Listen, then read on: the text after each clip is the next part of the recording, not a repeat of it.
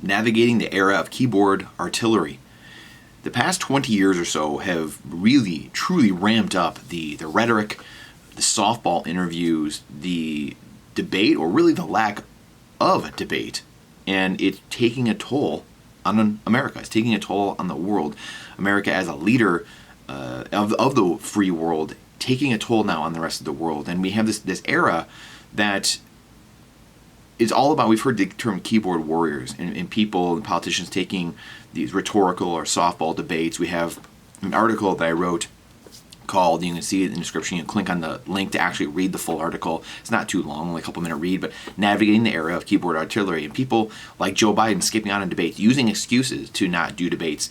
People like Elizabeth Warren, who just go from launch platform to launch platform to launch platform, different media sites, just to go launch ad hominem attacks, go launch baseless accusations at people, go just run and spew hot air with little to no understanding of what's actually happening, or being paid off by people in the background, which at the end of the article, I ask some real questions of cleaning all this up. I have a handful of different ways we can help clean this up. But I really think the one, if you're going to want to go check out the article, is I'm not going to talk about it here. The one reason that allows all of these poor things to happen is, you know, politics is down culture politics is downstream from culture. And that's the essence of what we're dealing with right now.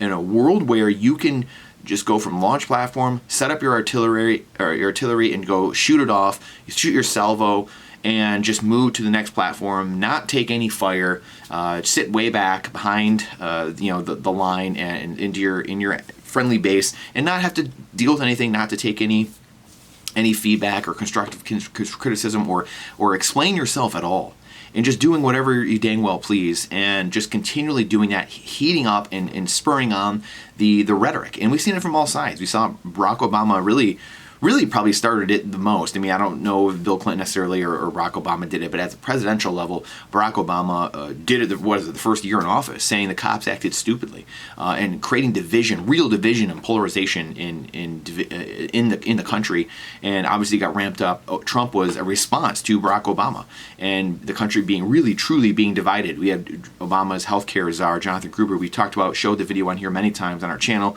on our blog, on our Substack, saying the American people are too stupid, literally saying that the lack of transparency is a great political tool, called the stupidity, quote, this is all quote, called the stupidity of the American voter. Now I'm paraphrasing, we had to, basically not tell them what was going on exactly. We knew they weren't going to look into it, and that's how we passed and rammed Obamacare down everyone's throats, lying to everyone the whole time, saying you can keep your doctor if you want it, your health care premiums are going to come down, and none of those things happened. I'm living proof of that. Tried to get rid of our doctors many times. Their health care went up from, $100, $200 a month to literally over thousands of dollars a month. And our family grew, but the rate, the exponential growth in the healthcare, and then the level of healthcare also going down, the prices going up. It's truly a situation where we've run off the tracks. We have gone off the rails. We can't have debate. No one can ask anything of anyone. You look at the people going around on campuses talking to the kids, their safe spaces. No one can be told. I don't like being told what to do. I hate being told what to do. I can't stand when I'm told I'm wrong. I'm a know-it-all for all intents and purposes, and I think a lot of human beings kind of are, right? We all want to be correct. It took me years to kind of figure that out. But most of us are know-it-alls. We want to be smart. We want to look like we know what we're doing. Like we want to look like we have it all together. And I think the true genius is being able to hold opposing points in your head at the same time, but also being able to understand you have to be humble. We have to be humble, and we have to understand we don't know everything. The more we do know, the less we know. And in truly hitting back on ourselves and saying, what do we need to know? And that's where you had the Lincoln Douglas debate, things like that, where 3-hour debates where they'd go back and forth and talk to each other. And this is 150 years ago. And people say, well, no one has time now, Brandon. Why is that? That's my question to you. Why don't we have time? I think that is probably the greatest question we can ask ourselves. Why don't we have time? Why? Our time is the most important thing we have. Here's a great question. If I could give you $10 billion, but you couldn't wake up tomorrow I'd say, I'll give you $10 billion. I'll give you $100 billion. I'll give you $1 trillion. I'll give you 1,000 Bitcoin, 100,000 Bitcoin. I'll give you 100,000 pounds, of gold, tons of gold. but you can't wake up tomorrow, what would your answer be? I think I probably know what it is, because I know my answer was, well, no, I wouldn't take that. That right there tells you that your life is more important than any amount of money, of currency, of gold that you could possibly obtain. So why are we not living our lives like that? Why are we not living like our life, our time here is the most important thing to make use of, and not trying to obtain power or prestige or money or wealth or whatever it might be? It doesn't mean it's bad or you shouldn't be doing that, but it's shifting perspective and priority. And I think that's really what we've lost at the end of the day. And people not having time, that blows me away. We all have 24 hours in a day. We all live different amounts of time, obviously, but we all have 24 hours in a day. 60 seconds in a minute. 60 minutes in an hour. People prioritize different things. One of my good friends, Aaron, always says, it's not that you didn't care about it. It says you just didn't prioritize it. That's it. When someone doesn't do something, they just didn't prioritize it. They didn't think it was worthwhile. They didn't put it high enough on their list, and they're not putting it as a priority. That's it. That's why people don't do anything. And I really truly believe this is the most important thing of our time, no pun intended, but understanding our time is why I've talked so much about your time, finite time, trading a finite asset for your finite time. I don't trade infinite dollars, infinite blades of grass, infinite grains of sand for my finite time. Why would I make that trade? When you put it in those terms, you start realizing that's a terrible trade. That's not a fair trade for myself. I'm not going to take that trade.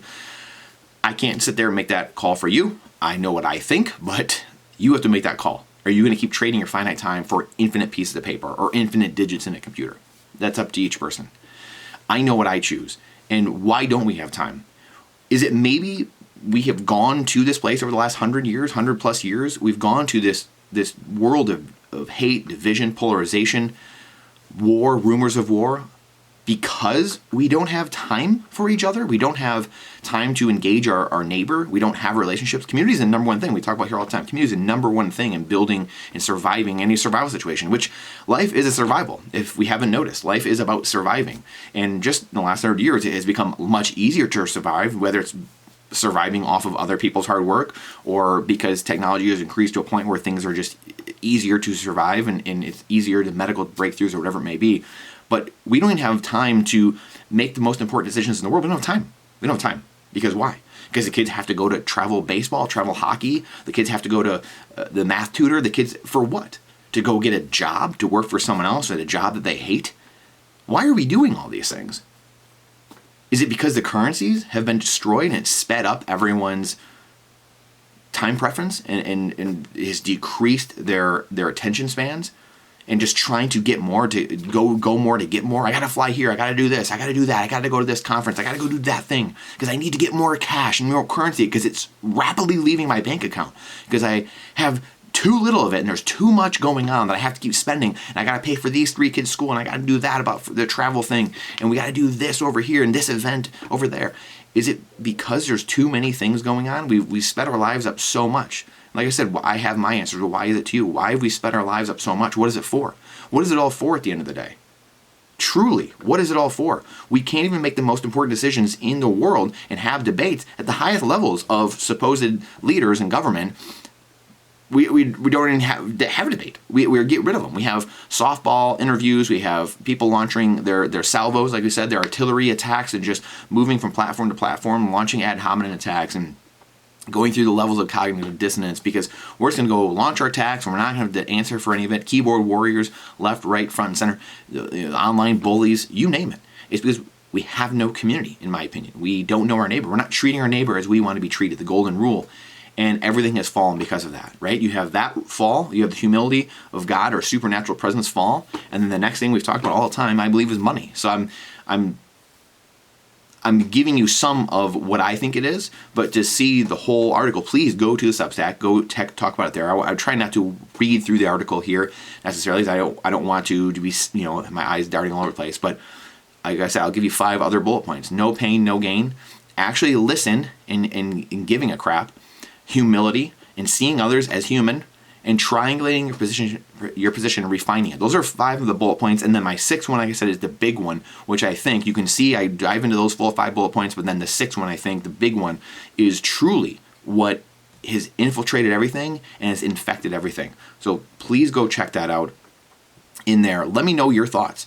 I think this is really the question, like I said, of our time, no pun intended.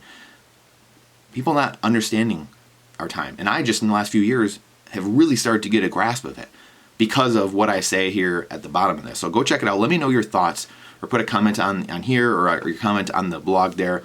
And I would love to see what you think, because to me, it's so obvious at this point, the problems that we have, and we can't, because we don't respect our fellow man, our fellow human beings, the people around us, that don't have community, we don't have relationships with anything or anyone around us. We're just baked into our phone. We have, every second we do have that's baked, we're just sitting on our phone, watching a screen, and we have no relationships. And then the other times we're just running around doing a million things because we don't even know why.